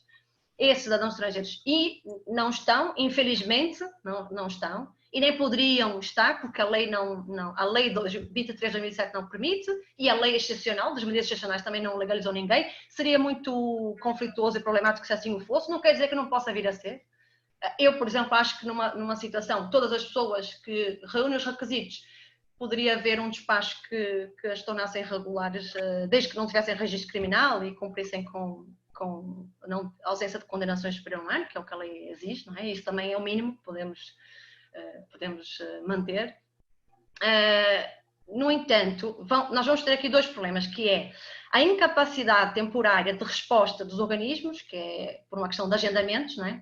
Por isso é que essa última alteração já fala e já prevê que quem tiver o agendamento, ok, não é? Tem o comprovativo do agendamento, porque até então só o artigo 78, salvo erro número 7, é que previa que o pedido, o recibo de pedido, ou seja, do início do procedimento administrativo, da renovação da autorização de residência, só esse artigo é que previa que um recibo tinha uma validade, tinha uma força, produzia os mesmos efeitos que uma autorização de residência. Nunca um recibo de um agendamento poderia dar direitos ao cidadão estrangeiro. Portanto, pelo menos isso, acho que foi uma medida muito importante para salvaguardar estas pessoas que vão ter dificuldade. 2 meses com atendimento suspenso, praticamente, vai ser muito difícil conseguir um agendamento e ter o documento em mãos a tempo suficiente. Poderão ter alguns algumas dificuldades, como eu referi, práticas, não é? Porque eu peço sempre que as pessoas não levem nunca a mal. Estamos numa situação muito complexa e muito complicada, e acho que todos os funcionários têm feito um esforço surreal para trabalhar em casa, com filhos, com telescola. Acho que todos nós aqui, eu não tenho filhos, mas tenho cães, tenho marido, e não é fácil, porque às vezes estamos em casa, é o nosso escritório, e às vezes podemos não tirar as dúvidas todas. Portanto, tenham um bocadinho de paciência. Eu acredito que o governo não se vai esquecer de maneira nenhuma de regular aquilo que precisa ser regulado a seu tempo. Acho que está bastante bem entregue. Não sei se tem mais alguma questão. Tenho mais uma questão, já agora. O recente Decreto-Lei número 19A de 2020, de 13 de março, prorrogou ou renovou administrativa e oficiosamente vistos e autorizações de residência até 30 de junho de 2020. Além disso, admite que os mesmos sejam aceites nos mesmos termos após 30 de junho de 2020, desde que o seu titular faça prova de que já procedeu ao agendamento da respectiva renovação. Sendo assim, o que irá acontecer com os vistos de permanência, leia-se vistos e autorizações de residência, que a lei considera válidos até 30 de junho de 2020? Temos um problema, não é? Não sabemos quando é que as fronteiras vão ser restabelecidas, não é? Há imensa gente que quer ser embora. Portanto, esses que se querem embora, ou o Estado, a partir de 30 de junho, se as fronteiras não forem levantadas, e se não houver voos, porque mesmo que elas sejam, torna-se problemático não haver voos, ou os voos estarem caríssimos, não é? Porque eu posso querer ir embora, eu sou um cidadão brasileiro, estou em Portugal, o Estado considerou que eu estou em situação regular, mas eu quero ir embora, não quero ficar aqui. No entanto, não consigo, não é? Pronto, neste caso, depois de 30 de junho, não sabemos, ainda não sabemos. Provavelmente será recomendado que façam um agendamento e que aguarde pelo agendamento para proceder ao pedido de prorrogação de permanência. Se conseguirá chegar a tempo de ir embora ou não, isso já é outra, não é? Portanto, desde que faça o agendamento, que é aquilo que a lei manda e que é o que o protege, muito bem. E depois há aquela situação de que a lei considera aqueles que caduquem após esta data, não é? Sejam aceitos. Pronto, os que caduquem após esta data, aqui, desde que tenham o agendamento, não é? Portanto, vamos dar um exemplar. Eu tenho uma autorização de residência temporária para estudo. Não fui embora, fiquei em Portugal, quero continuar a estudar, o ano letivo inicia-se já daqui a uns meses. Entretanto, a minha autorização de residência acabava em março, mas ela foi renovada oficiosamente, ou foi considerada válida até 30 de junho de 2020. E eu, até no máximo 30 dias antes, ou seja, a lei diz que 90 dias, entre 93 dias e 30 dias antes, eu devo proceder à renovação da minha autorização de residência. Portanto, devo contactar o call center. Nós já sabemos que os postos-atendimentos estão a começar a voltar a fazer atendimento, ainda não estão a atender todas as situações, mas eu ligo ao centro de contato do CEF, ou faço agendamento via internet e suspendo a contagem do prazo com o agendamento. Não posso falhar o agendamento de maneira nenhuma. Portanto, se fizer o agendamento antes do dia 30 de junho, a lei diz que considera-se que eu tenho os mesmos direitos que tive até o dia 30 de junho, mas tem que ter um recibo de um agendamento, ou seja, tem que ser diligente e tem que cumprir com aquilo que a lei lhe exige, porque nós não temos só direitos, também temos deveres, não é? Portanto, o governo deu os direitos, mas também quer que os cidadãos estrangeiros cumpram com os seus deveres. E o dever é renovar atempadamente a autorização de residência ou solicitar a prorrogação de permanência antes do seu visto caducar, ou seja, antes de 30 de junho de 2020. Um participante afirma aqui que não é possível fazer qualquer agendamento, mesmo que após 30 de junho. Sim, mas foi o que eu acabei de referir. Os postos-atendimentos estão como qualquer empresa, não é? O meu marido também tem uma empresa, claro. E não foi da noite para o dia que nós conseguimos abrir, porque existe um conjunto de regras. Nós temos regras para os primeiros 15 dias para o estado de alerta, depois temos regras para os 15 dias depois da prorrogação do estado de emergência, agora temos regras pós-estado de emergência, com declaração de calamidade. Portanto, mesmo as empresas têm dificuldade até por falta de recursos. É difícil conseguir álcool gel, equipamento de proteção individual. Portanto, pode acontecer dos serviços estarem em dias, estarem a abrir. Sendo certo que está calendarizado, por exemplo, que a loja do cidadão só abre no dia 1 de junho. Portanto, está previsto no calendário de desconfinamento que a loja do cidadão só abrirá no dia 1 de junho. Portanto, o posto de atendimento na loja do cidadão não poderá estar a aceitar agendamentos, portanto, por força do calendário de desconfinamento, não é? Portanto, nós temos aqui alguns postos estão a elaborar, não a 100%, porque os horários têm que ser ajustados, as equipas não podem se encontrar, não pode haver mais do que X pessoas dentro dos espaços fechados, têm que entrar de máscara. Pois há muitos condicionalismos. É muito complicado. Existem aqui imensas perguntas, tanto no bate-papo como nas questões. Pois, não são possíveis de responder todas, infelizmente. Infelizmente não vai ser possível responder a todas estas questões. Eu selecionei algumas. Há aqui algumas dirigidas especificamente a cada palestrante. Eu tenho uma dirigida agora à doutora Ana Moura, que é a seguinte. É relevante o estabelecimento das responsabilidades parentais para requerer a nacionalidade portuguesa para um menor que teve a paternidade estabelecida por averiguação oficiosa e cujos pais são estrangeiros? Ok, por acaso eu estava mesmo agora também a ver essa questão. É assim, claro que é sempre um bocadinho difícil responder a estas questões porque a informação fornecida é muito sucinta, portanto não sei exatamente os contornos do caso em questão e portanto peço que tenham desde já isso em atenção na minha resposta. Assim, segundo esta questão, eu posso interpretar que podemos estar perante quer um caso de atribuição, quer um caso de aquisição. Sendo os pais estrangeiros, suponho então que a criança tenha nascido em território nacional. Não me parece condição sine qua non que o estabelecimento das responsabilidades parentais tenha já sido fixado, mas que ambos os progenitores terão então de representar o menor no pedido de nacionalidade. Caso estejamos a falar de um menor que tenha nascido no território português, filho de que pelo menos um dos progenitores esteja legal em Portugal há pelo menos 2 anos, é necessário chamar a atenção que este processo, que me refiro ao artigo 1º, número 1, a linha F, teve uma alteração em 2018, e antes exigia um tempo de residência legal do progenitor de 5 anos. Este artigo, esta nova redação só está a ser aplicada a nascimentos que ocorreram depois da entrada em vigor desta alteração legislativa em 2018, no mês de julho de 2018, pelo que se o menor tiver nascido antes de julho de 2018, ainda estamos à espera da alteração do regulamento da nacionalidade portuguesa, que deveria ter ocorrido no espaço, penso eu, de 30 dias desde a entrada em vigor da lei, pelo que se o menor tiver nascido antes de julho de 2018, ainda não poderá sequer tentar obter nacionalidade portuguesa, porque não temos alteração do regulamento que o permita. Obrigado. Temos também agora uma pergunta da colega Ana Maria Cunha Coutinho. É uma pergunta um pouco específica, não sei se me vai conseguir responder, doutora Ana Moura. Lendo os artigos dedicados aos sefarditas na lei da nacionalidade, não leio que seja exclusivo a estes. Será que se pode recorrer a eles para integrar os estrangeiros que não são descendentes em linha direta de portugueses? Eu entendo que não, porque se nós lermos o artigo que diz respeito aos judeus sefarditas, que é o artigo 6, número 7 da lei da nacionalidade, diz claramente que pode ser concedida a nacionalidade aos descendentes de judeus sefarditas portugueses.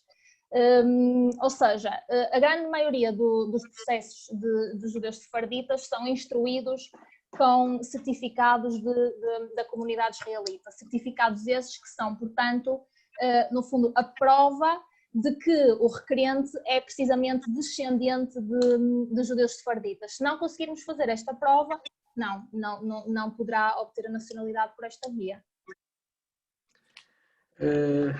Uma questão agora para a doutora Filipa Dantas, do colega Carlos Gomes Ferreira. Como encarar a atual regulamentação das condições e procedimentos de concessão de asilo face às alterações globais resultantes do Covid-19? Muito obrigada, doutor, por essa questão.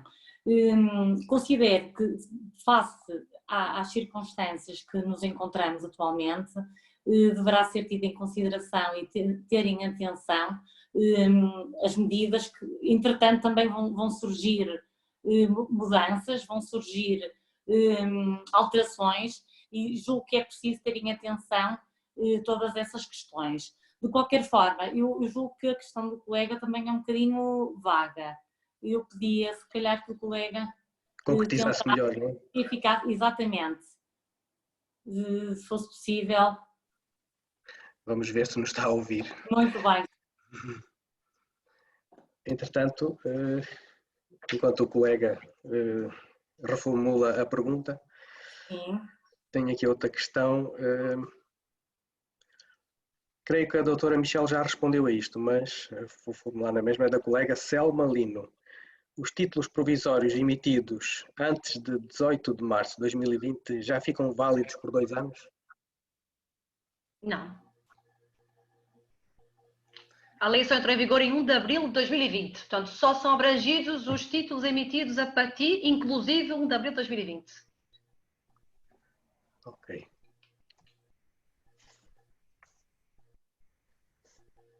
Outra questão da colega Liliane de Carvalho.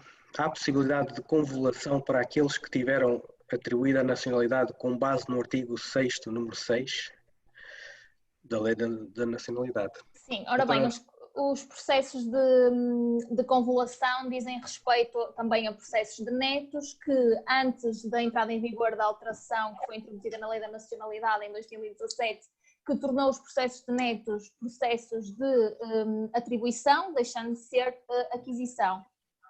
A única convolução não é o termo correto para usar. Convolução só é aplicável nos casos em que efetivamente tenha sido dada entrada do antigo artigo 6º, número 4, e que no âmbito, tendo sido introduzida esta alteração legislativa, foram então os requerentes notificados para dizerem se queriam ou não convoluar o processo para uma primeira linha D, sendo então cidadãos originários, então, como eu disse, pelo artigo 1ª linha D. No entanto, o que é possível sim é que os cidadãos que sejam portugueses por força desse antigo 6º, número 4, deem agora a entrada de um artigo 1º, a linha D, que irá então, digamos que, transformar, entre aspas, a sua nacionalidade derivada numa nacionalidade originária.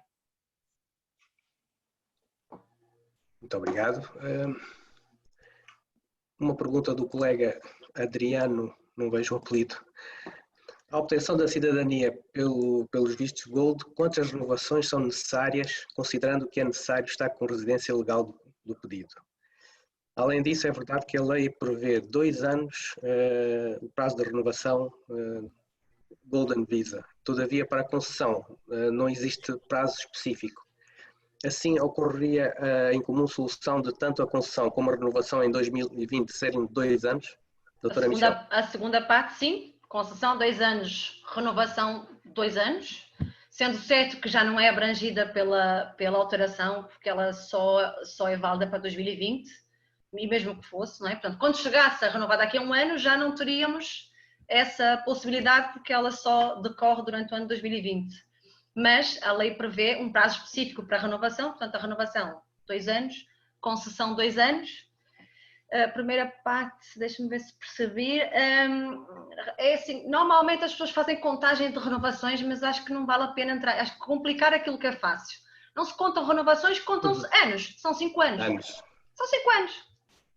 Eu tive uma autorização de residência que foi emitida em 2010. Em 2015 posso pedir a nacionalidade, posso pedir a residência permanente. É muito mais fácil contar assim. Não é preciso contar renovações, porque é aí que depois mora o perigo. É aí que depois vêm as coimas, os documentos caducados. É muito mais fácil.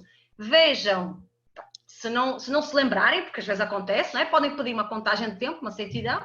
Fazem o pagamento de uma certidão. Não sei dizer o valor, mas penso que é inferior a 20 euros.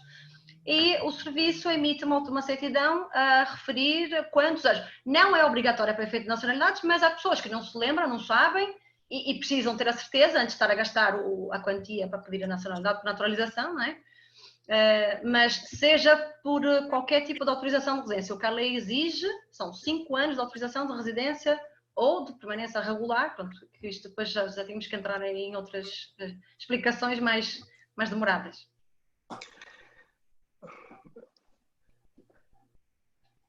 Agora, uma questão mais de cariz burocrático, pode ser dirigida para a doutora Susana Guimarães. Para a obtenção do número de segurança social, basta o contrato de promessa de trabalho? Pergunta a colega Liliana Cristina.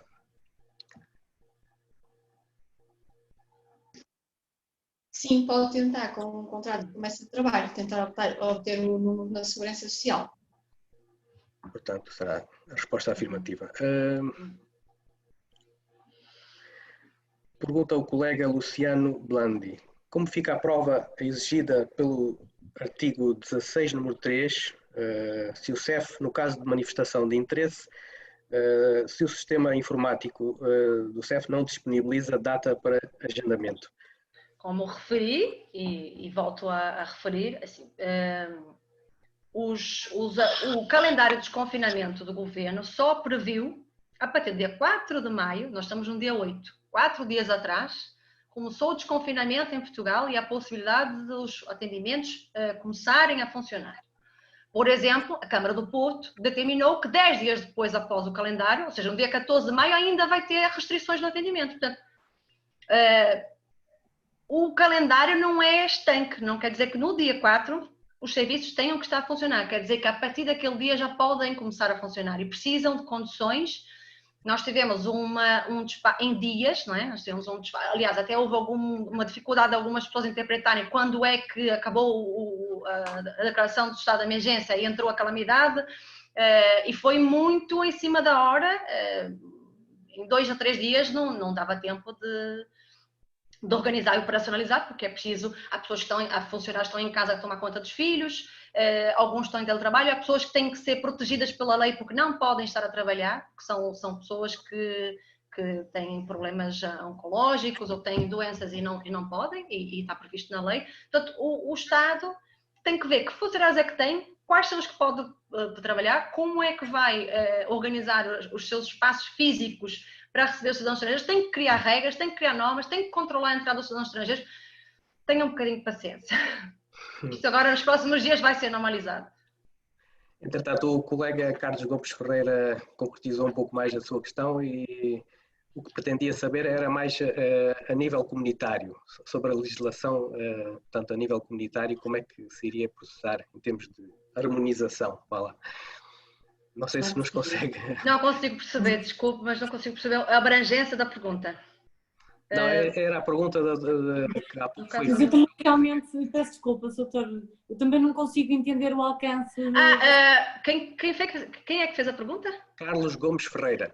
Eu estava a ver uma pergunta, não estou a ver a pergunta. Há pouco perguntou se a atual regulamentação das condições e procedimentos de concessão de asilo, como é que seria encarado face às alterações globais resultantes do Covid-19. E agora o colega perguntou, nomeadamente a nível comunitário. Não sei se tem alguma informação sobre isto. Assim, se o colega tentares concluir, ele já tentou concretizar, efetivamente. Sim, mas não foi suficiente. Não foi suficiente, não estou a entender francamente o alcance da questão. Eu também, peço desculpa interromper, mas eu também estou a ler e aquilo que posso, se me permite, Filipe. Claro. Sim, claro. É que neste momento o asilo, não é? Nós ou estamos a falar de pessoas que já cá estão e que querem pedir o asilo, mas já tiveram a oportunidade de o fazer, porque nós continuamos a receber pedidos de asilo. A Itália não, por exemplo, suspendeu em algumas situações. Chegamos a receber cidadãos provenientes da Itália para pedir asilo em Portugal. Em relação à harmonização, isto é matéria de direito comunitário, depois tem que ser transposta internamente para os Estados-membros. Não podemos aprofundar agora, a não ser que tenha percebido mal a questão, e peço desculpa se o fiz. Pronto, agora outra questão da participante Larissa Gavinho para a doutora Ana Moura. Quais as alternativas processuais à comprovação da filiação quando o registro de nascimento não é encontrado nos órgãos portugueses, arquivos digitais, tombo, conservatórias, mas há outros documentos indicativos da filiação? É assim, nesta situação não há de facto grandes alternativas, porque um dos documentos essenciais para um processo de atribuição da nacionalidade é precisamente ou a certidão de batismo ou o assento de nascimento do progenitor português. Não existindo qualquer documento que comprove que efetivamente aquela pessoa existiu, que aquela pessoa teve nacionalidade portuguesa, não haverá como esse processo de atribuição de nacionalidade ser bem sucedido. Como eu disse, a certidão de batismo ou de nascimento do português, do cidadão português, digamos que do primeiro grau da família, tem obrigatoriamente de ser junto ao processo. Uma questão do participante Pedro Catão. O diploma e o artigo 16º aplica-se aos registros criminais emitidos por Estados terceiros ou será apenas aplicado aos registros criminais nacionais? Pois, eu referi isso quando estava a fazer a apresentação. A lei não é clara, há quem já admita isso, mas na prática não se sabe ainda. Eu entendo que sim, mas como é uma matéria muito sensível, os registros criminais, e nós, as responsabilidades que Portugal tem, e falo por reuniões que já tive em Bruxelas, por mais que Portugal queira facilitar, dar, entender, interpretar, nós temos sempre, fazemos parte de uma nação, né, que é a União Europeia, portanto, há determinações que nós não podemos simplesmente ignorar, e o registro criminal é sempre uma das questões mais polémicas, por várias razões, não é? Portanto, temos alguns países que podem conferir dúvida, mas neste momento é uma situação excepcional. Em princípio, eu acredito que sim, eu acredito que será admissível, porque é o entendimento que eu tenho, lá está, eu, como referi, não estou aqui em representação de nenhum organismo, falo da interpretação que tenho da legislação. A lei não é clara, mas na prática os serviços podem, por orientações internas, podem esclarecer estas dúvidas. Temos que esperar que elas saiam e que vinculem os seus funcionários na análise dos processos, não é? Muito obrigado. Penso que a nível de perguntas o essencial está formulado. Não sei se o Dr. Costa Meireles se vislumbrou aqui alguma questão que mereça ser analisada. Parece-me que havia uma primeira questão, foi logo das primeiras, que era para a doutora Ana Moura, e então formulada pelo Dr. Amílcar César Fernandes, creio que é mesmo a primeira, em que se diz que o menor nasceu antes do cidadão nacional casar com uma estrangeira, sempre foi tido e tratado como filho. A pergunta é, poderá ser considerado como filho? Sim, também já localizei aqui. Era a primeira questão. É do Dr. Amílcar César Fernandes. É assim, a resposta a esta questão não é tão clara como à primeira vista pode parecer, ou seja, se poderá ser ou não considerado como filho.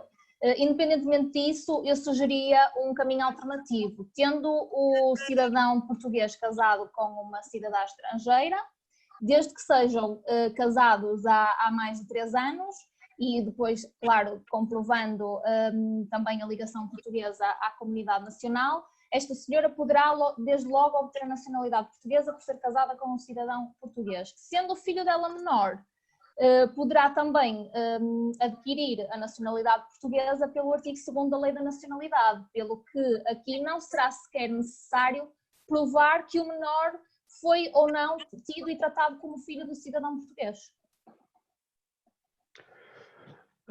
Não sei se o colega moderador descobriu, entretanto, mais alguma questão. Existe aqui mais uma questão do participante Gabriel Lima Fernandes, é um pouco extensa. Talvez a seguir não sei a se vai ser perceptível, mas vamos experimentar.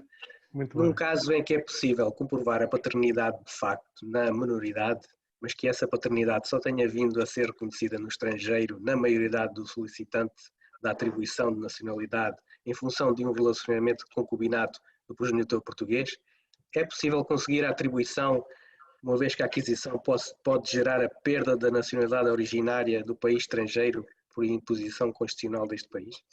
Na minha opinião, não, porque lá está, temos um estabelecimento da filiação que ocorreu na maioridade, independentemente da pessoa ser ou não filha biológica do cidadão que o cidadão português, tendo a filiação sido estabelecida na maioridade, a lei é clara e só poderá recorrer a um processo de aquisição. Muito obrigado. Penso que já foi abordado, já foram respondidas quase todas as questões relevantes que constam aqui do bate-papo. Creio que podemos dar por fim da presente conferência, Dr. César Costa Meireles. Muito bem, muito bem. Eu queria apenas agradecer e dar os parabéns ao nosso painel de oradoras pelos esclarecimentos e pela partilha de conhecimentos que nos proporcionaram. E votos de muita saúde para todas. Obrigada. Obrigada. Obrigada a todos. Obrigada. Fiquem bem. Passo Muito então a bem. palavra ao Dr. Costa Meireles para proceder ao encerramento. Muito obrigado. Muito bem, então uma breve palavra de encerramento, cabe dar por encerrada então esta sessão, que eu posso dizer que foi muito proveitosa e os colegas certamente estarão de acordo comigo que participaram, e reiterar naturalmente os nossos agradecimentos às oradoras e ao ilustre moderador. Senhores doutores, senhores doutoras, muito obrigado a todos. Resta por fim Muito obrigada. agradecer também uma vez mais ao Conselho Regional do Porto, à Ordem dos Advogados, a disponibilização da plataforma informática Zoom Webinar e aproveitar então, muito rapidamente, este ensejo para lembrar ainda o seguinte. Assim, temos previsto que esta gravação desta mesma sessão possa ficar disponível para ulterior acesso no nosso canal YouTube, onde aliás já se encontram também alojadas as anteriores sessões de formação que já promovemos. Solicitamos também desde já que as nossas oradoras e moderador autorizem então o uso do direito de imagem e palavra. E iremos igualmente também disponibilizar os diapositivos tal como vem sendo habitual. Depois, lembrar que temos prevista a realização de outras sessões de formação durante a próxima semana e ao longo deste mês de maio, sendo até o mais próximo webinar que será no próximo dia 12, subordinado ao tema Direito Penal no pós-Covid, desafios e oportunidades, serão oradores então os Dr. João Luz Soares, Manuel Nobre Correia e Dr. Miguel Matias. Pelo que os colegas que estarão interessados poderão também oportunamente inscrever-se, bastante para o efeito estar atentos à página da Delegação de Braga no Facebook, tem sido neste momento o veículo privilegiado de divulgação das nossas atividades. Assim sendo, caros colegas, agradeço a todos, e oradores e moderadores, a vossa participação. Um excelente bom fim de semana. Obrigado. Até à próxima. Obrigada. Boa noite. Obrigada. Boa noite. igualmente. Obrigada.